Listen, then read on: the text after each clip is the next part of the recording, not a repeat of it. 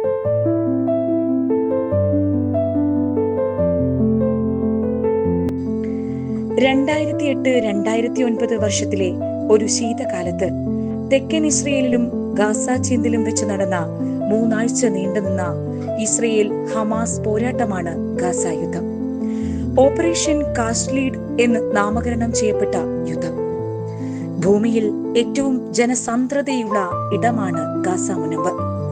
Gaza ചീന്തിന്റെ മുഴുവൻ അധികാരവും ഇസ്രയേലിന്റെ കയ്യിലായിരുന്നു. അധികാരമോഹം പിന്നീട് ഭ്രാന്തമായി തീർന്നതിന്റെ തുടർക്കഥയാണ് ഈ യുദ്ധമെന്ന് പറയാം. ആർക്കു വേണ്ടിയാണ് ഈ യുദ്ധം? കുഞ്ഞുങ്ങളെ, നിങ്ങളെപ്പോലെ എത്രയോ കുരുന്നുകൾ ഇവിടെ പിറവികൊണ്ടു. സ്വാതന്ത്ര്യമില്ലാതെ പേടിച്ചരണ്ട ആ മക്കളുടെ വിലപിക്കലിന്റെ ശബ്ദം ഉയർന്നു കേൾക്കുന്നില്ലേ നിങ്ങൾ? യുവതലമുറ എന്ന നിലയിൽ ചിന്തിക്കുക. യുദ്ധം വേണോ?